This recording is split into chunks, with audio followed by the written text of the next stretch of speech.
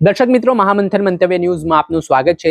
આજથી થોડાક દિવસ પહેલા મહેસાણાના રામોસણા ગામમાં પાટીદાર સમાજની યુવતી સંગીતા પટેલનો એક મૃતદેહ ગામમાંથી તરતો હાલતમાં મળી આવ્યો હતો।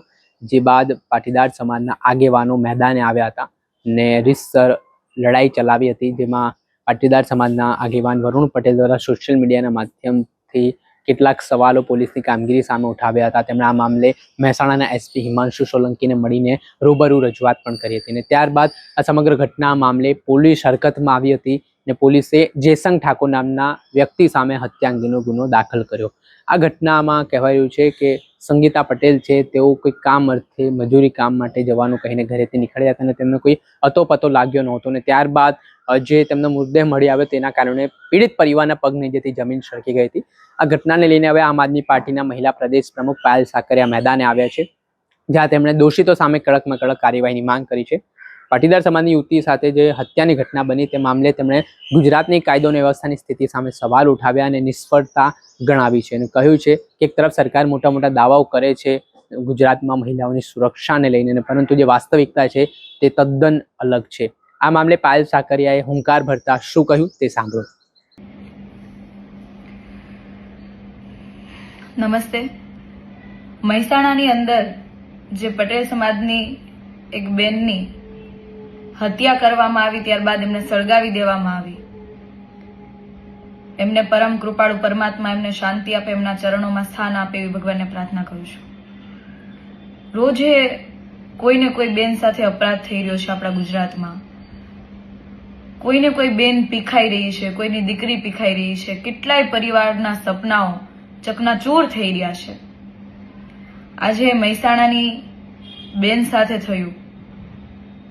દુઃખની વાત તો ત્યાં છે કે આવી દિવસે ને દિવસે ઘટનાઓ બને છે, મહિલાઓ એનો રોજે રોજનો શિકાર બને છે।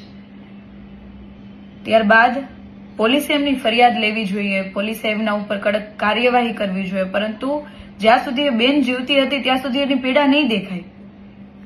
પરંતુ જ્યારે બેન આ દુનિયામાંથી જતી રહી છે ત્યારે એની માતા આંસુડાએ એમની વેદના વ્યક્ત કરી રહ્યા છે, એમની ફરિયાદ નોંધાતી નથી। આપણે આ કેવા ગુજરાતની અંદર રહીએ છીએ કે જ્યાં કાયદો, કાયદાની વ્યવસ્થા સામાન્ય માણસ માટે નથી। આજે એ બેનને ન્યાય અપાવવા માટે સમાજના આગેવાનોએ, વિસ્તારના આગેવાનોએ, આમ આદમી પાર્ટીના ત્યાંના મહિલા નેતા, ત્યાંના જે સ્થાનિક નેતૃત્વ છે, કેન્ડલ માર્ચ કાઢવું પડે, સરકાર માટે સરકારમાં આવેદનો આપવા પડે અને ત્યારબાદ પોલીસ ફરિયાદ લે છે અને ફરિયાદ લે છે છતાં પણ એ ક્યાંક ને ક્યાંક ગુનેગારોને છાવરવા માટે ખાલી કેવા પૂરતી લેતા હોય ફરિયાદ, એવી રીતના ફરિયાદ લેવામાં આવે છે। આ કયા પ્રકારની પરિસ્થિતિ છે? હું સરકારને અને ત્યાંના પોલીસ તંત્રને વિનંતી કરું છું કે આ બેનની જેણે હત્યા કરી છે, જેમણે એને એટલી પીડા આપી હશે એમના મૃત્યુ પહેલા, એમાંનો કોઈ ગુનેગાર બહાર ના રહેવો જોઈએ। એમના ઉપર કડકમાં કડક સજા થાય એ પ્રમાણેની ફરિયાદ નોંધાવી જોઈએ, એ પ્રમાણેની કલમો એડ થવી જોઈએ, જેથી ભવિષ્યમાં કોઈ બીજી બેન દીકરીઓ સાથે એવી ઘટના ના બને।